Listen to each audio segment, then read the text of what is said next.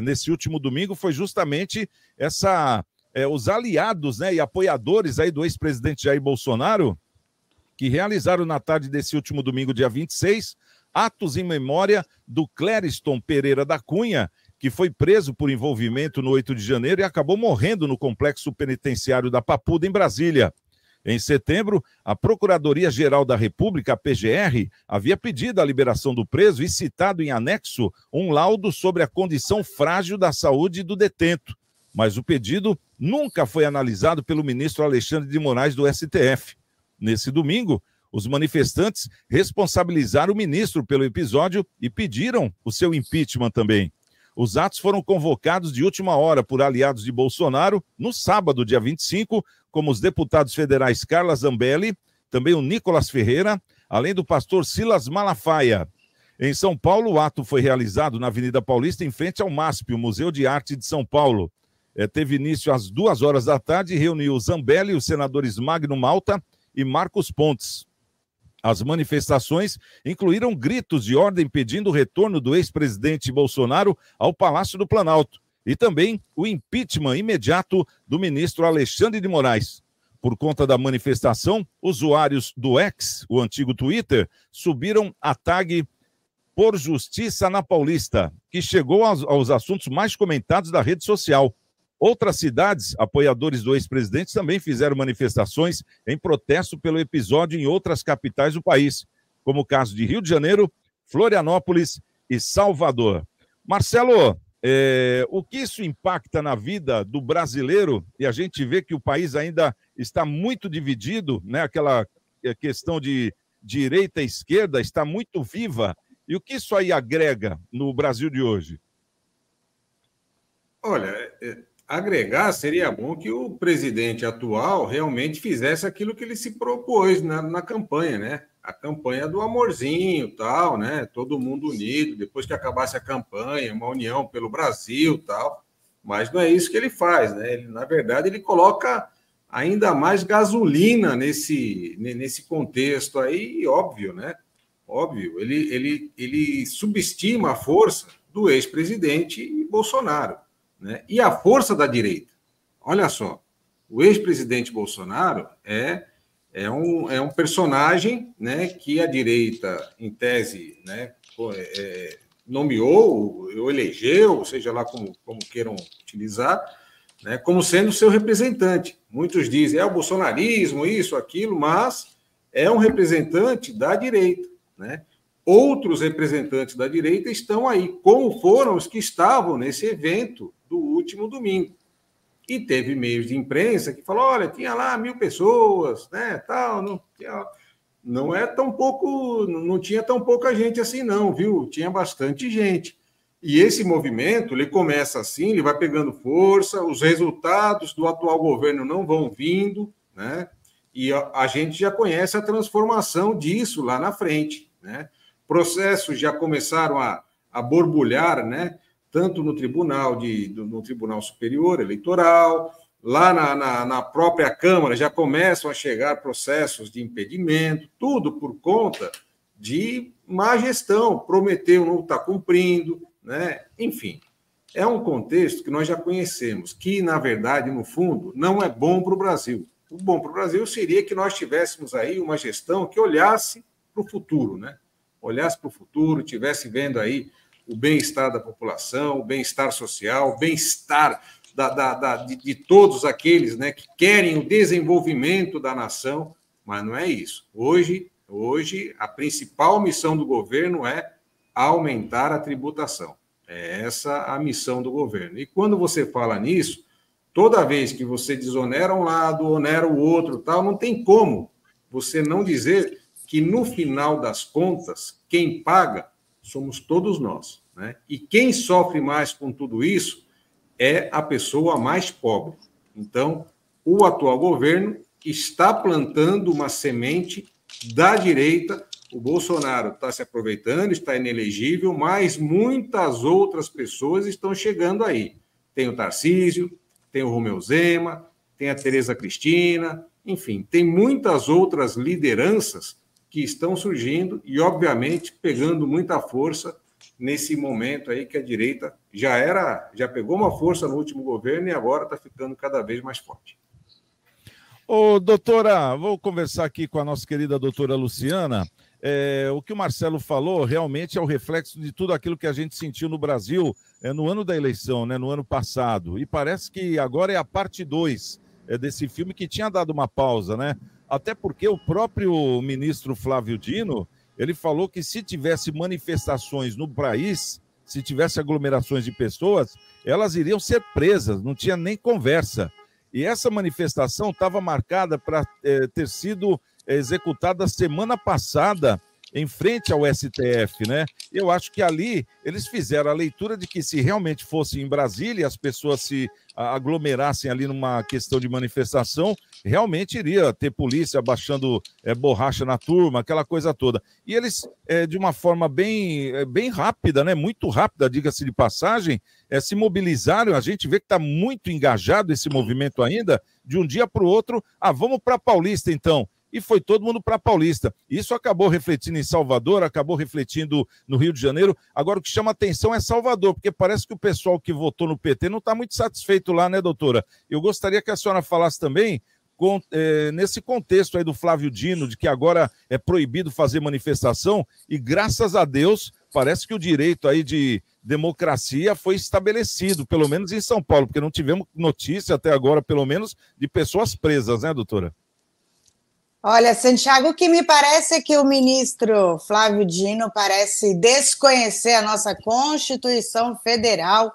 Em seu artigo 5º, diz que é livre, sim, a manifestação por nós brasileiros. Sim, nós podemos ir às ruas, é o direito de manifestação. Lamento aí a ignorância do ministro com relação à nossa Constituição Federal. Realmente a fala dele é uma fala frágil, de uma pessoa realmente ignorante. Que eu falo ignorante assim, que desconhece realmente a nossa Constituição Federal.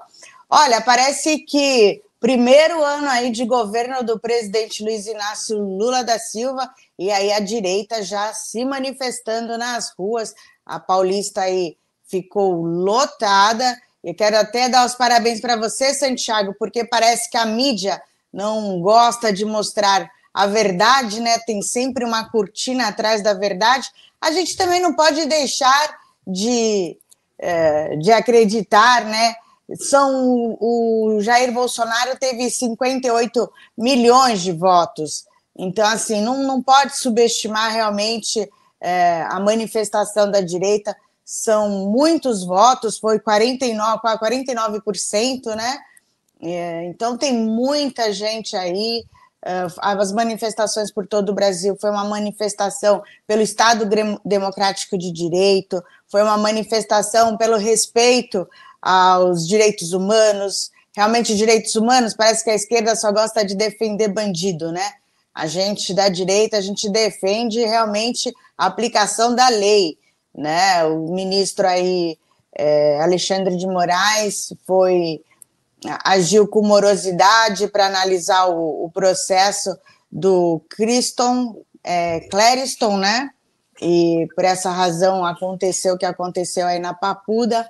Bom, as manifestações também levantaram a bandeira de um pedido de impeachment do Alexandre de Moraes. O ex-presidente Jair Bolsonaro se manifestou aí nas redes sociais também pedindo respeito à Constituição, às leis, à família e à vida. Então, essa é a manifestação da direita, né? Para que o nosso STF realmente respeite a nossa Constituição Federal, porque está havendo aí muita omissão com relação à nossa Constituição Federal.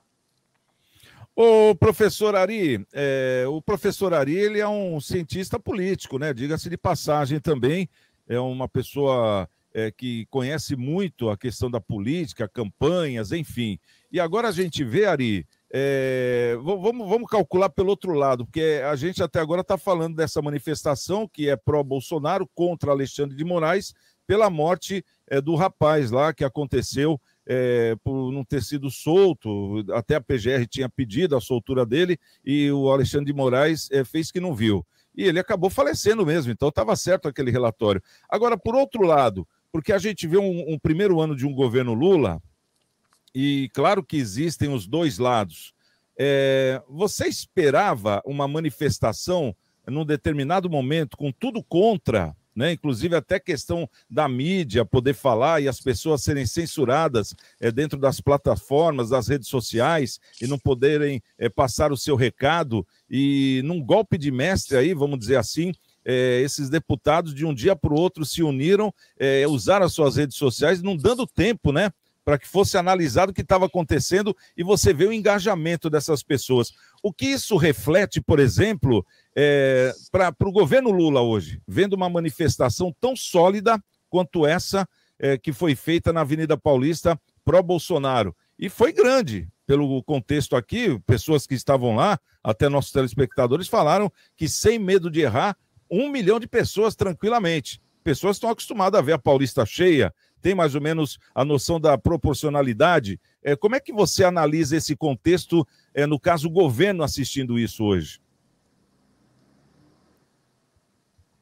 Olha, se você me pergunta se desse momento fazer esse movimento, eu acho que já demorou, assim, sinceramente, né? Eu acompanhei, como eu estou lá no X e acompanho, monitoro todos os senadores, deputados e tal. Isso aí foi muito à frente. Quem pilotou muito isso foi o Nicolas, com muita habilidade, né? Inclusive, muitas pessoas hoje falam, vai ser o próximo governador de Minas. Quer dizer, você imagina que está nesse nível, que realmente ele é jovem, tem um futuro pela frente, e ele, de certa forma, está conseguindo cristalizar a direita com ele. Então, ele realmente tem uma formação de opinião e acaba levando muita gente juntos. Mas, assim, a questão é que a direita ficou numa repressão e aconteceram muitas situações anti-direita, vamos dizer assim, que foi, de certa forma, criando essa panela de pressão. Então, na hora que você fala assim, não, vamos lá fazer tal coisa, vamos, e aí tinha um argumento sólido, porque uma coisa é falar assim, vamos sair porque a eleição não foi, né, foi fraudulenta, um exemplo. Mas nesse caso não, nesse caso teve uma morte e é real, e foi uma coisa que realmente gerou muita dúvida, né? Tipo, poxa, como a doutora falou, como assim não avaliou, né, essa questão, e acabou comprovando que ele estava com problema de saúde. Então, assim, quando você traz um fator que é um fator pragmático, que é, olha, vamos fazer um protesto contra tal situação, realmente isso acaba funcionando, e lógico que trouxe todo mundo para a rua, porque na verdade a direita está, né, ainda com aquele engasgo do que aconteceu nas eleições. Agora, a gente tem que tomar cuidado com a questão do antagonismo, porque ao mesmo tempo que você vai na rua e fala assim, olha, o pró-Bolsonaro e o anti-Alexandre de Moraes, a gente já está, de certa forma, elegendo essa coisa de que o Supremo foi tendencioso, ou seja, que mudou, tal, que é o que, de certa forma, tem se levantado, principalmente muito nas redes sociais.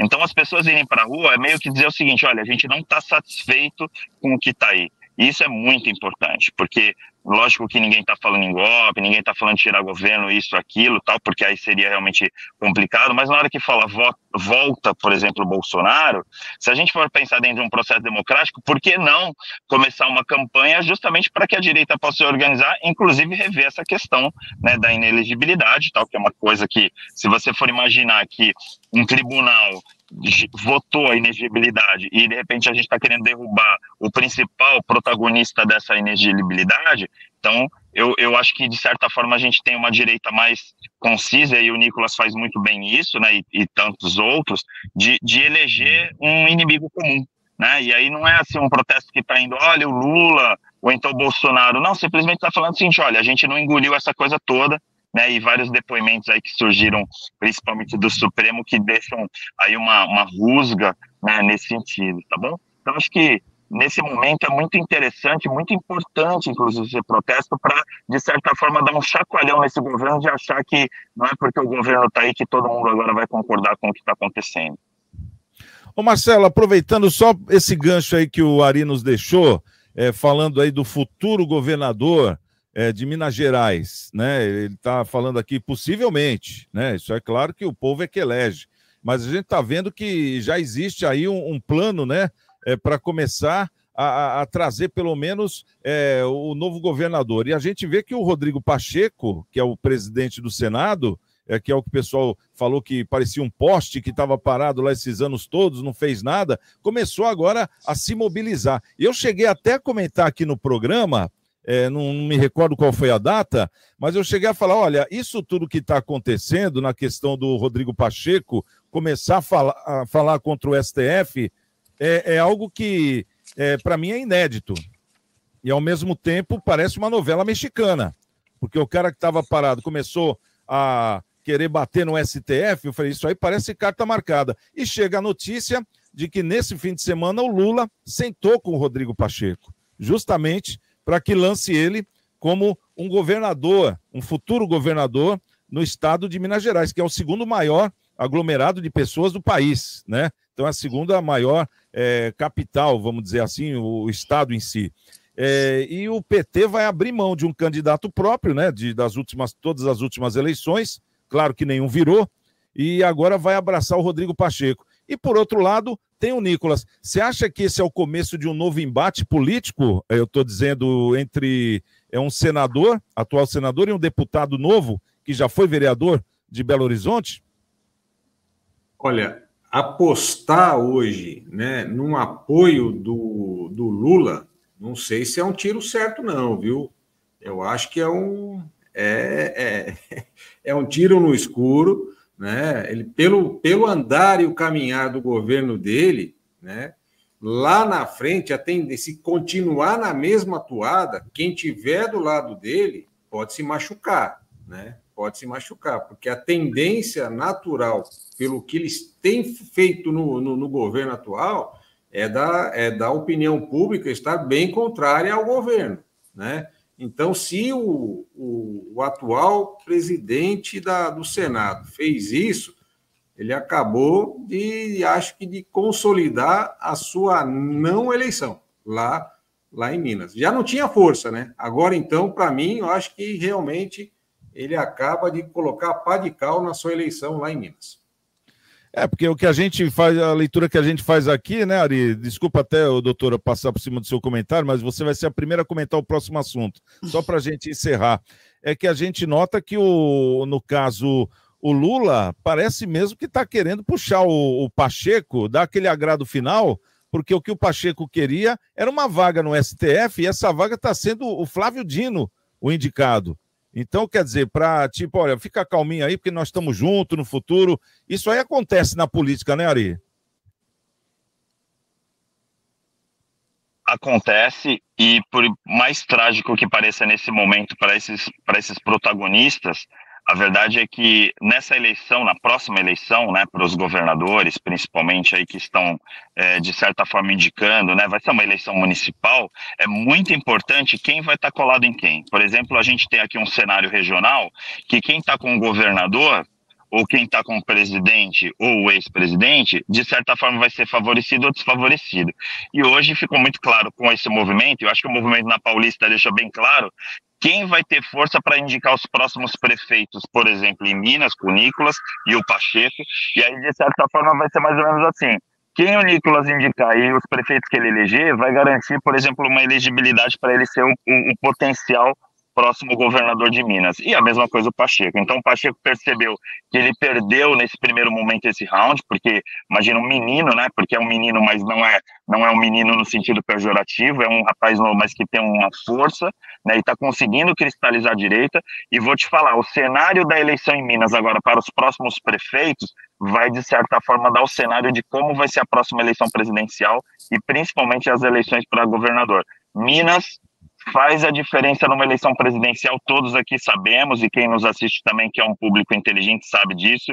E aí as peças que estão sendo jogadas agora, com esse primeiro movimento que saiu para Paulista, é de certa forma indicar o seguinte: vamos eleger o maior número de prefeitos, seja de direita ou de esquerda, e vai ser uma eleição bem polarizada, como em Santos a gente tem percebido isso, e aí a diferença vai ser justamente quem ganhar essa eleição de 2024, porque de certa forma vai credenciar para lançar os nomes para 26.